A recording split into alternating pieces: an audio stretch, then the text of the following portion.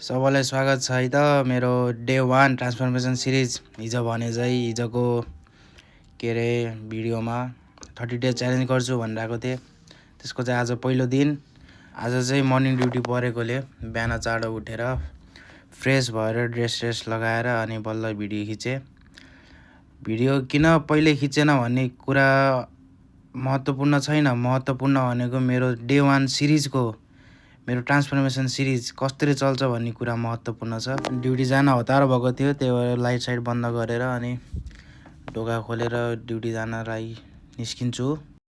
त्यसपछि आफ्नो कदम अगाडि बढाउँदै, त्यो ढोका लक भएको थिएन त्यही भएर दुचिट ताने, कदम अगाडि बढाउँदै यसो च्याट्ट चुट्ट मिल्दै हिँडेँ।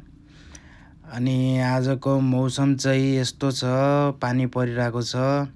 टेन्सन परेको थियो आज डे 1 सिरिज हुन्छ कि हुन्न भन्दै, त्यही पनि मनमा पिर लिएर टेन्सन बोकेर हिँडिरहेको थिएँ। अनि हिँडेँ। त्यसपछि चाहिँ म बारको ढोका खोल्छु। त्यसपछि ढोका खोल्ने बित्तिकै यसो एक लट नजारा हेर्दा त आम्मा कसम जस्तो लाग्थ्यो। के हुन्छ हालत, कति धेरै काम हो भने सोचेँ।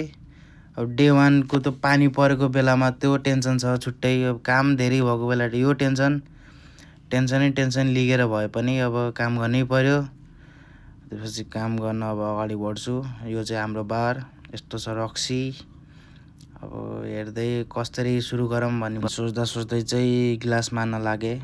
गिलास चाहिँ यसरी मार्छु अनि ग्लास धेरै भएको कारणले चाहिँ टाइम ल्याप्स हानेको मैले।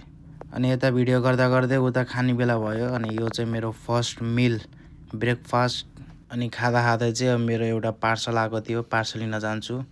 पार्सलमा चाहिँ फेरि सरप्राइज छ है। सरप्राइज के हुन्छ अन्तिमसम्म हेरिदिनु होला मेरो पार्सलमा।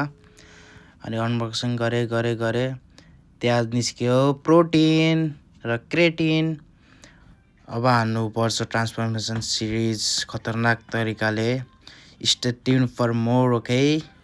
त्यसपछि चाहिँ सायद 12-1 बजेतिर अनि मलाई खानेकुराको क्रेभिङ्स भएर चाहिँ मैले फलफुलहरू काटेर फलफुलहरू खाएँ। त्यहाँ गेस्टहरू हेर्दै खाँदै गर्नुपर्छ, बारमै बसेर के अरे बार छोडेर जानु हुँदैन। सो गेस्टहरू हेर्दै सर्भ गर्दै अनि खाँदै गरेँ, टाइम निकाल्नु पर्छ। त्यसपछि सेकेन्ड मिलको तयारी। सेकेन्ड मिलमा चाहिँ यसरी बोइल चिकन, बोइल एग र अनि हल्का सुप खाएँ।